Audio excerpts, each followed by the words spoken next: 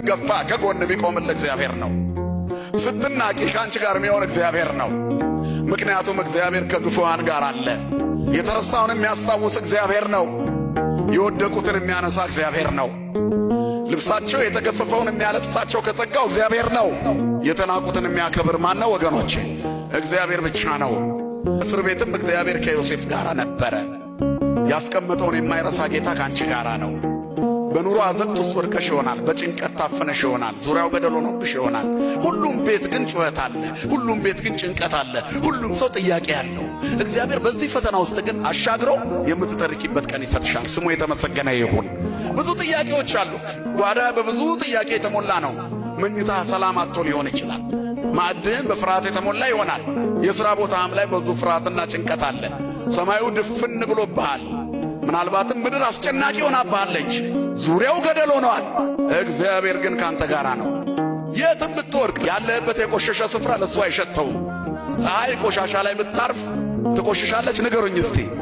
እግዚአብሔር የትም ቢመጣ አይቆሽሽም። ፀሐይ ነው። ክብርና ምስጋና ለስሙ ይሁን። ሎቱ ስብሐት። እግዚአብሔር የትም ቢመጣ የኛ ዕድፍ አይነካውም። ንጹሕ ባህሪ ነው። ስለዚህ ኃጢአተኞችን ይወዳል። ያለህበት የኃጢአት አዘቅት ውስጥ ገብቶ አፍንጫውን ሳይዝ አንተን ስቦ ያወጣሃል። በቁስልህ ጠረን አፍንጫውን አይዝም። ሸተትከኝ አይልህም። የፍቅር አባት ነው ያለን። የርኅራኄ አባት ነው ያለን።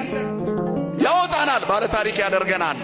ስለዚህ ገብተሃል እስር ቤት ግን አለው ትወጣለህ። እግዚአብሔር የሰጠውን ራእይ ተግባራዊ ሳያደርግ አያሳልፍም። በአንተ ላይ እግዚአብሔር ሥራ አለ። ቸኩለህ አትለፍ፣ አትቸኩል። ችኩል ሰው ወደ መጉደል ይቸኩላል ይላል መጽሐፍ። በሥጋ ግብታዊ አትሁኑ እህቶችና ወንድሞች።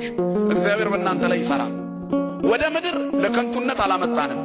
እግዚአብሔር በአሕዛብ መካከል ራስ ያደርገናል።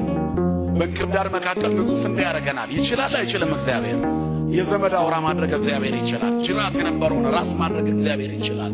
ከትቢያ ማንሳት እግዚአብሔር ይችላል። ግን ስትቆም አትርሱ። ስትቆም አትርሹ። ተንከባለሽ የለመንሽው እግዚአብሔር አቁሞ በእጆቹ ደግፎ ቀና ሲያደርግሽ አትርሹ፣ አትርሳው። ሲተው ተመልሰህ ትፈጠፈጣለህ። ተመልሰህ አትነሳም። እግዚአብሔር ከጣለ እግዚአብሔር ትቶት ወድቆ የተነሳ የለም። እግዚአብሔር አንስቶት ደግሞ የወደቀ የለም።